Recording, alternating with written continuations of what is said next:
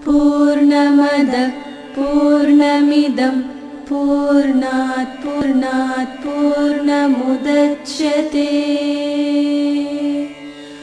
पूर्णस्य पूर्णमादाय पूर्णमेवावशिष्यते।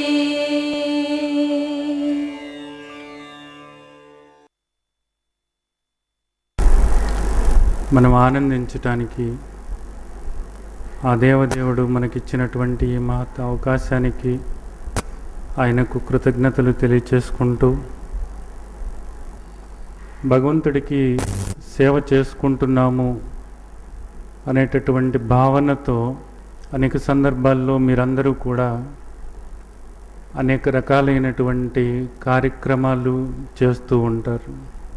దేవుడికి నైవేద్యం పెట్టడం దగ్గర నుంచి, కొబ్బరికాయలు కొట్టడం దగ్గర నుంచి, అలాగే దైవ సంబంధమైనటువంటి పనులు చేస్తున్నాము అనేటటువంటి ధోరణితో అనేక మంది దేవాలయాలకు వెళ్ళినప్పుడు అక్కడ రకరకాలైనటువంటి పనులు చేస్తూ ఉంటారు. రకరకాలైనటువంటి పనులు అక్కడ చేస్తూ ఉండటం అనేది జరుగుతూ ఉంటుంది. ఇవన్నీ కూడా సేవ అనేటటువంటి భావనతోనే చేస్తూ ఉంటారు. అక్కడ దేవాలయాల్లో ఓడ్చటం దగ్గర నుంచి, లైన్లు సర్దటం దగ్గర నుంచి, భోజనాలు వడ్డించటం దగ్గర నుంచి, ఇంకా అనేక కార్యక్రమాలు చేస్తూ ఉంటారు. ఇవన్నీ కూడా మనం అనేక గుళ్ళలోనూ ఆశ్రమాల్లోనూ రకరకాలైనటువంటి సేవలు మనం చూస్తూ ఉంటాం.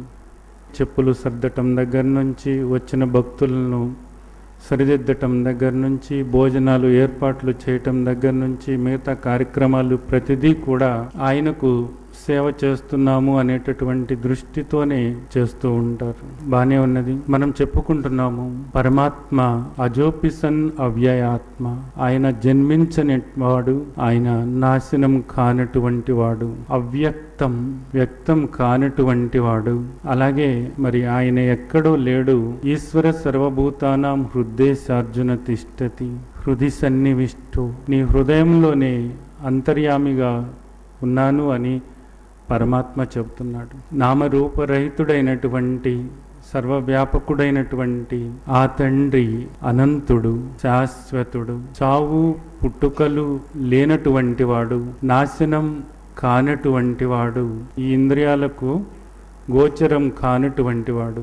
మరి ఇంద్రియాలకు గోచరం కానటువంటి ఆ తండ్రి, కంటికి కనపడనటువంటి ఆ తండ్రి, సర్వము తానే అయినటువంటి ఆ తండ్రి, నీ హృదయ నివాసిగా ఉన్నటువంటి ఆ తండ్రి, సచ్చిదానంద స్వరూపుడైనటువంటి శాశ్వతుడైనటువంటి ఆ పరంధాముడు, ఏకైక సృష్టికర్త ఆయన ఒక్కడే. ఆ ఏకైక పరమాత్మకు, మన తండ్రికి మనం ఏ విధంగా సేవ చేసుకోవాలి? రకరకాలైనటువంటి సేవలు మీలో కూడా చాలామంది చేస్తూ ఉన్నారు.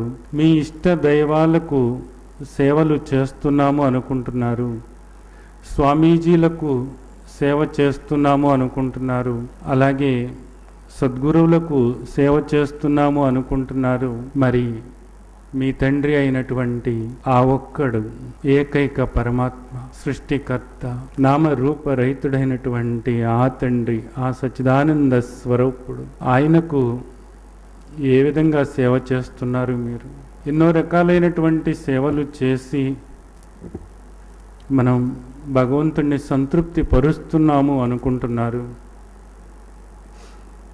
గుళ్ళ దగ్గర, ఆశ్రమాల్లోనూ రకరకాలైనటువంటి పనుల్లో నిమగ్నమై పూర్తి విశ్వాసంతో ఇది మనకెంతో ఉపయోగపడుతుంది, ఇది మనకెంతో శ్రేయస్కరం అవుతుంది, మనకెంతో పుణ్యం వస్తుంది అనేటటువంటి భావనతో ఈ రోజున వేలాది మంది రకరకాల రీతులతో వాళ్ళు సేవా కార్యక్రమాలను చేయటం జరుగుతుంది. కొంతమంది ఆర్థికంగా సేవ చేస్తున్నారు, కొంతమంది శారీరకంగా సేవ చేస్తున్నారు. ఆర్థికంగా సేవ చేసినప్పటికీ, శారీరకంగా సేవ చేసినప్పటికీ, ఏది ఏమైనా కానీ అందరూ చేస్తున్నటువంటి సేవ మీ ఇష్ట దైవానికి చేస్తున్నామనో, మీ సద్గురువుకి చేస్తున్నామనో, మీ స్వామీజీకి చేస్తున్నామనో, మీ పీఠాధిపతికి చేస్తున్నామనో, లేదా వాళ్ళు చేసేటటువంటి కార్యక్రమాల్లో పాల్గొని వాళ్లకు సేవ చేస్తున్నామనో మీరు అనుకుంటున్నారు. మరి ఈరోజు మీ తండ్రి అడుగుతున్నాడు, ఏకైక పరమాత్మ నామరూపరహితుడైనటువంటి మీ తండ్రి అడుగుతున్నాడు, నాకేం సేవ చేస్తావు అని అడుగుతున్నాడు. నాకు ఏమి సేవ చేస్తావు అని మీ తండ్రి అడుగుతున్నాడు. మరి ఇది అవసరమా కాదా? ఆయనకు సేవ చేయాల్సినటువంటి అవసరం ఉన్నదా లేదా? ఆయనకు సేవ చేయాల్సినటువంటి అవసరం ఉన్నదా లేదా? ఆయనకు, మన తండ్రికి జీవనం సర్వభూతేషు, మనకు ఈ జీవితాన్ని ఇచ్చినటువంటి మన తండ్రి మన కోసం, మనల్ని ఉద్ధరించటం కోసం, మనలో చైతన్య స్వరూపుడై, శక్తి స్వరూపుడై, శాంతి స్వరూపుడై ఉన్నటువంటి మన తండ్రి, ఆ పరమాత్మ మన తండ్రికి ఏ సేవ చేస్తున్నాము? ఆయన్ను మనం ఎలా సంతృప్తి పరచగలుగుతున్నాము? ఆయనకు మనం ఏ సేవ చేస్తే ఆయన సంతృప్తి పడతాడు? ఏ సేవ చేస్తే ఆయన సంతృప్తి పడతాడు? నిజానికి చేయవచ్చు, అనేక సేవలు మీరు చేయవచ్చు. అయితే ఆయనకు సేవ చేసుకోవటం వల్ల కదా మనం ఆ కృతజ్ఞత, మనకు ఈ జీవనాన్ని, ఈ మానవ జన్మను ఇచ్చినటువంటి ఆ తండ్రికి సేవ చేసుకోవటం వల్ల కదా నిజానికి మన జన్మ ధన్యమయ్యేది. మనం ఒక కృతజ్ఞత పూర్వకంగా జీవించాము అని తృప్తిగా మనం చెప్పుకోగలిగేందుకు, సంతృప్తిగా ఈ చివరి శ్వాస వదులుతున్నప్పుడు, తండ్రి, నా తండ్రి పరమాత్మ, నాకు ఈ మానవ జన్మ ఇచ్చావు తండ్రి, అలాగే ఈ దేహంలో నీవు కొలువై ఉండి నా హృదయంలోనే హృది సన్నివిష్టో, ఈ దేహంలోనే కొలువై ఉండి తండ్రి నన్ను ఉద్ధరించటం కోసం, నాకు జ్ఞాన బోధ చేయటం కోసం, నాకు శాంతిని ప్రసాదించటం కోసం, నేను ఆనందంగా జీవించటం కోసం చైతన్యాన్ని, శక్తిని, ప్రజ్ఞను, శాంతిని అనుక్షణము నా దేహంలో ప్రతి కణానికి కూడా ప్రసాదించినటువంటి ఓ తండ్రి,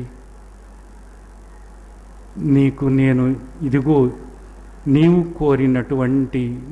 కోరినటువంటి ఈ సేవ నేను చేసుకోగలిగాను తండ్రి అని తృప్తిగా మనం చివరి శ్వాస వదలాల్సినటువంటి అవసరం లేదా? ఆలోచించండి.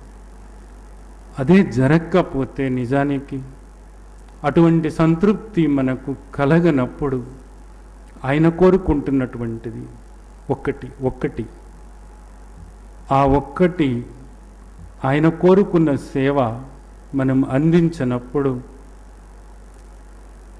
ఆయనకు ఎలా ఇష్టమైన వాళ్ళం అవుతాము, ఆయన్ను ఎలా సంతృప్తి పరిచాము అని మనం సంతృప్తిగా కన్ను మూయగలము. ఆ తండ్రి, మన తండ్రి, ఆ ఏకైక పరమాత్మ, ఆ తండ్రికి మనం ఏ సేవ చేయాలో, ఆ తండ్రి మనల్ని ఏమి కోరుతున్నారో ఒక్కసారి దృష్టి పెడదాం. ఆ తండ్రి కోరినటువంటి సేవను చేసుకుని మన జన్మ ధన్యం చేసుకుందాం. దేవదేవుని వాక్యమైనటువంటి శ్రీమద్ భగవద్గీతలో ఆయన స్వయంగా చెప్తున్నారు, భగవంతుడే స్వయంగా చెప్పినటువంటి వాక్యం, నచ తస్మాన్ మనుష్యేషు కచ్చిన్మే ప్రియకృత్తమా భవితా నచ మే తస్మాత్ అన్య ప్రియోతరో భువి.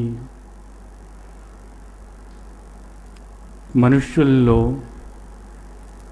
ఇంతకన్నా నాకు ప్రియమైనటువంటి వాడు లేడు, ఇంతకన్నా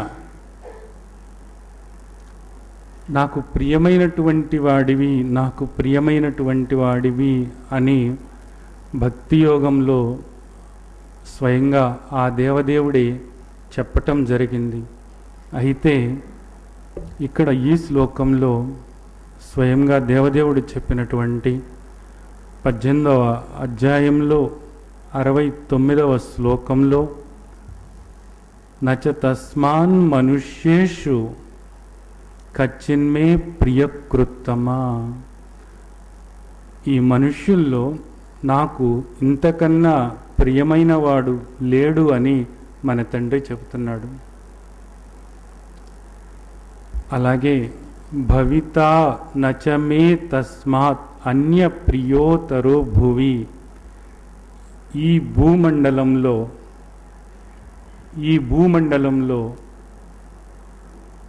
ఇకపై కూడా ఇంతకన్నా ప్రియమైనటువంటి వాళ్ళు, ఇంతకన్నా ఇష్టమైనటువంటి వాళ్ళు ఇక ఉండబోరు.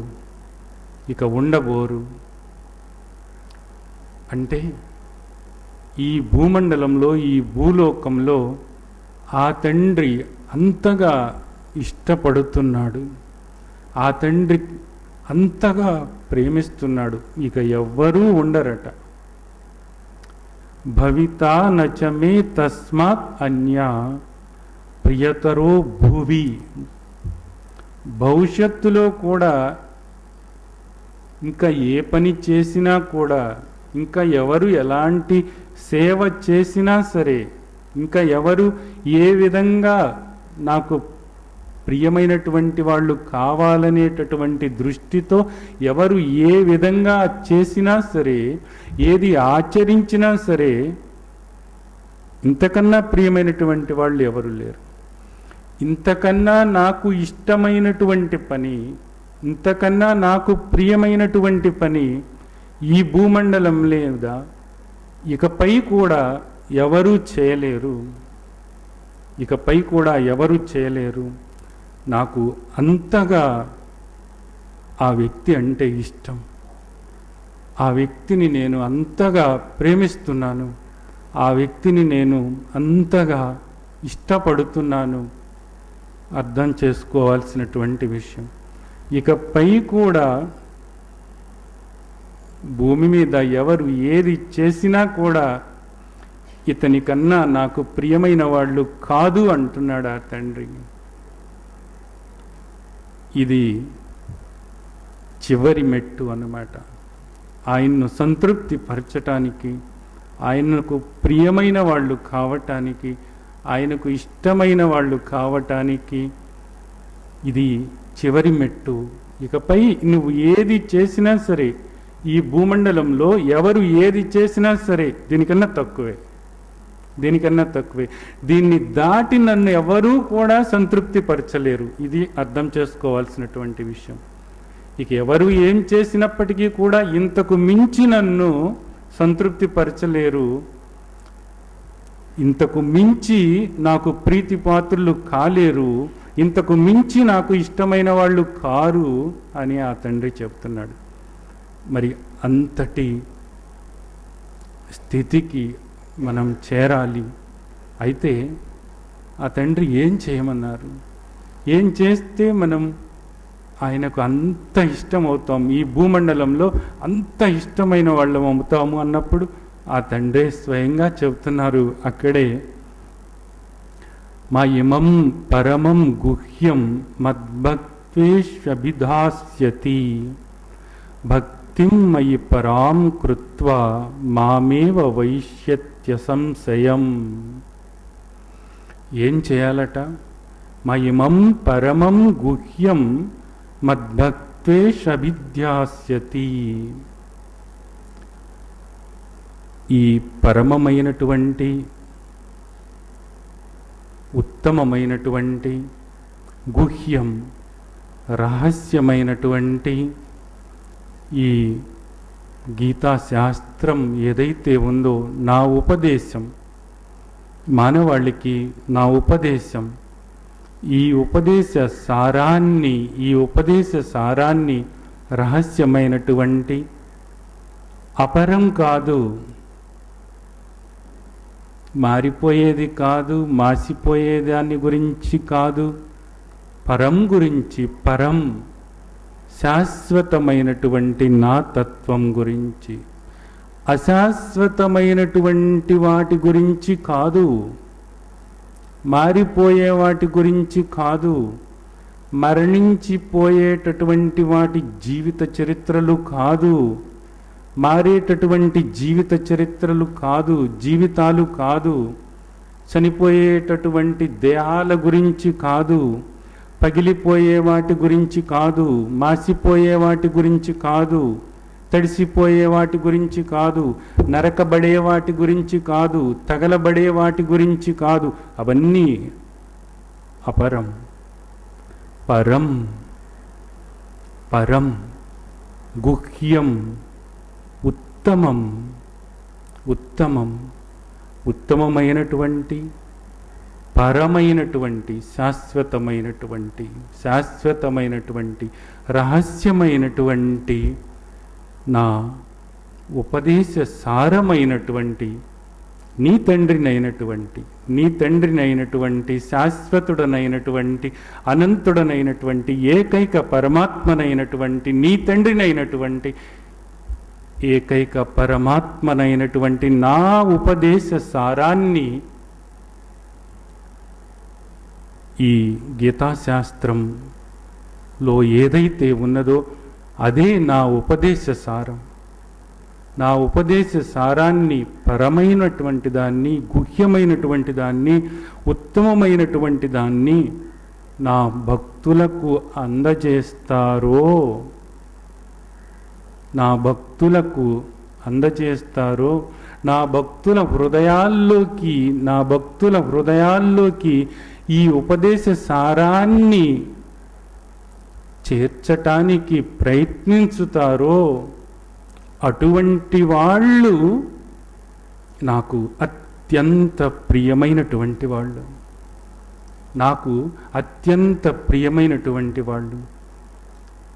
ఆ సేవ నాకు ఇష్టమైనటువంటి సేవ. ఆ సేవ పరమాత్మనైనటువంటి, పరంధాముడనైనటువంటి, నీ తండ్రినైనటువంటి, సృష్టికర్తనైనటువంటి, నీకు ఈ మానవ జన్మనిచ్చి ఈ జీవితాన్ని ఇచ్చినటువంటి నీ తండ్రినైనటువంటి, స్వయంగా దేవాది దేవుడనైనటువంటి నేను కోరుకుంటున్నాను.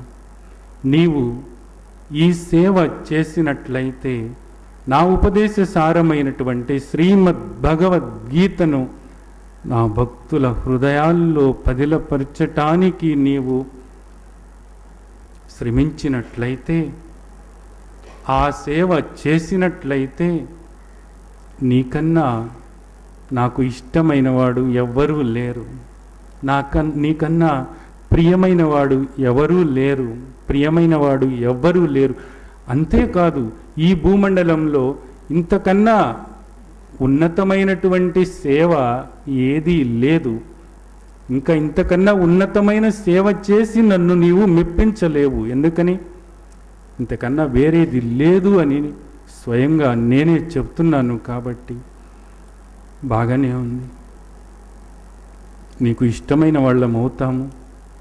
నీ ఉపదేశ సారమైనటువంటి శ్రీమద్ భగవద్గీతను నీ భక్తులకు, నిజానికి అందరూ నీ భక్తులే, నీవే భక్తోస్మి సఖా చేతి రహస్యం హి తదుత్తమం అని ప్రేమగా, మీరు నా భక్తులు, నాకు ప్రియమైనటువంటి వాళ్ళు కాబట్టి ఈ రహస్యమైనటువంటి ఉపదేశాన్ని చెబుతున్నాను అని మీరు చెప్పారు.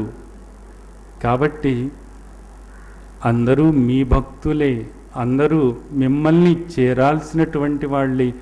మా అందరికీ తండ్రి మీరే కాబట్టి, మమ్మల్ని అందరినీ కూడా ప్రేమిస్తున్నది మీరే కాబట్టి, మాకు జీవనం మీరే కాబట్టి, మాలో చైతన్యము, శక్తి, శాంతి, ప్రజ్ఞ అన్నీ మీరే కాబట్టి, మా అందరి హృదయాల్లోనూ కూడా కొలువై ఉన్నటువంటి దేవదేవుడు మీరే కాబట్టి, మా తండ్రి మీరే కాబట్టి, తండ్రి అందరూ నిజానికి మీ భక్తులే అయి ఉన్నారు.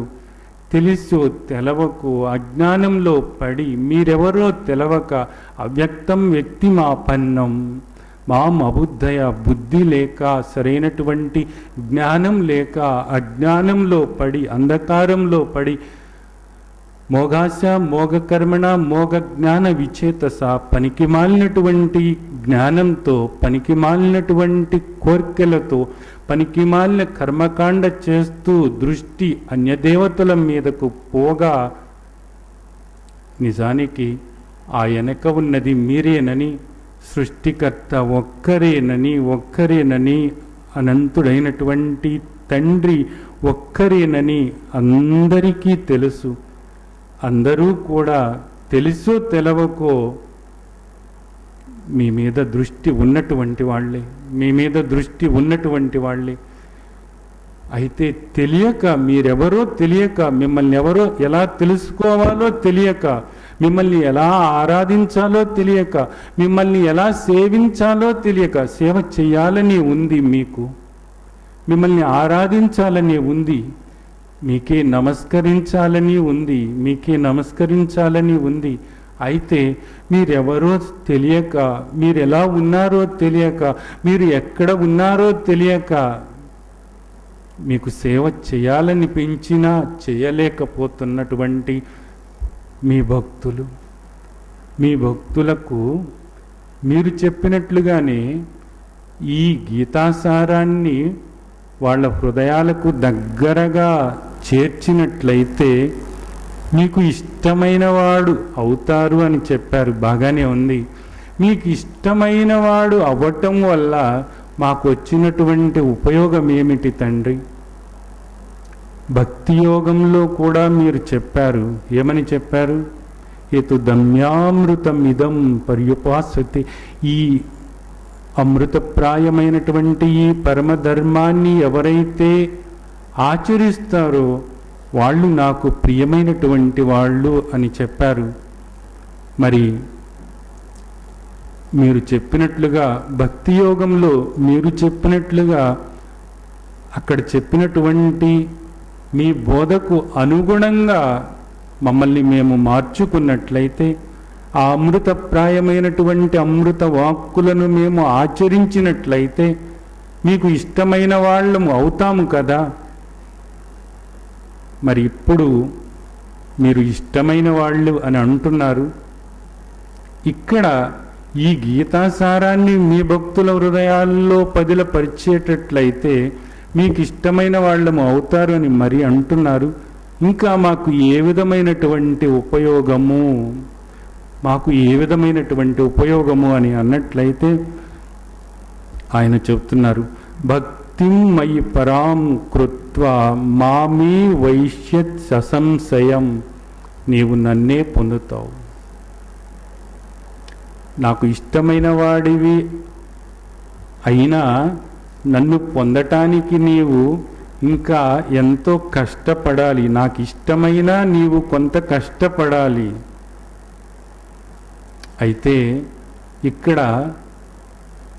నా వాక్యమైనటువంటి శ్రీమద్ భగవద్గీతను నా భక్తుల హృదయాలకు నువ్వు చేర్చినట్లయితే నాకు ఇష్టమైన వాడి అవటమే కాదు, దీని ద్వారా ఈ అద్భుతమైనటువంటి ఈ సేవ, పరమోన్నతమైనటువంటి ఈ సేవ నాకు చేసినట్లయితే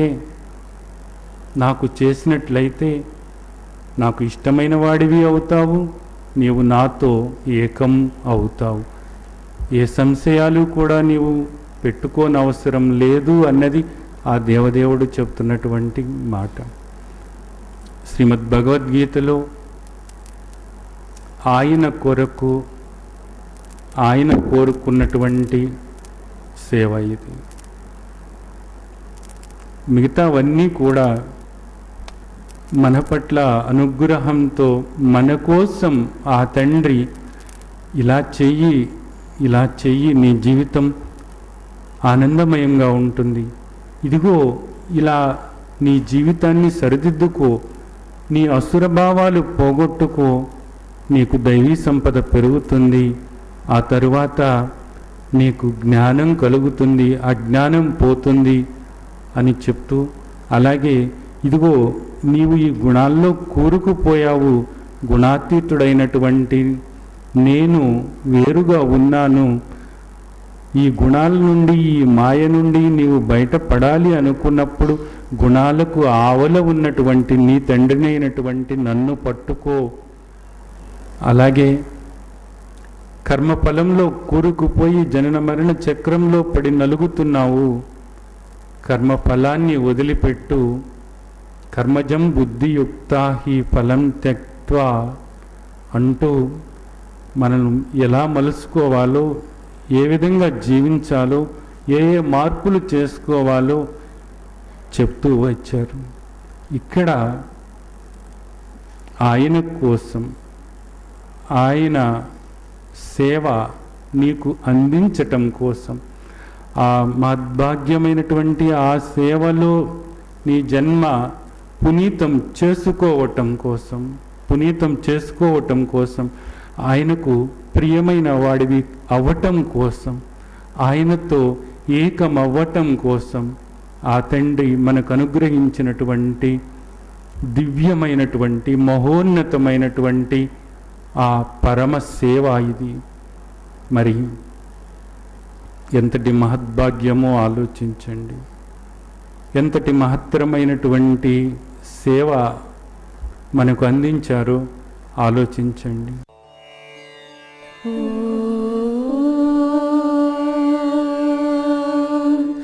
పూర్ణమద పూర్ణమిదం పూర్ణాత్ పూర్ణముదచ్యతే పూర్ణస్య పూర్ణమాదాయ పూర్ణమేవావశిష్యతే.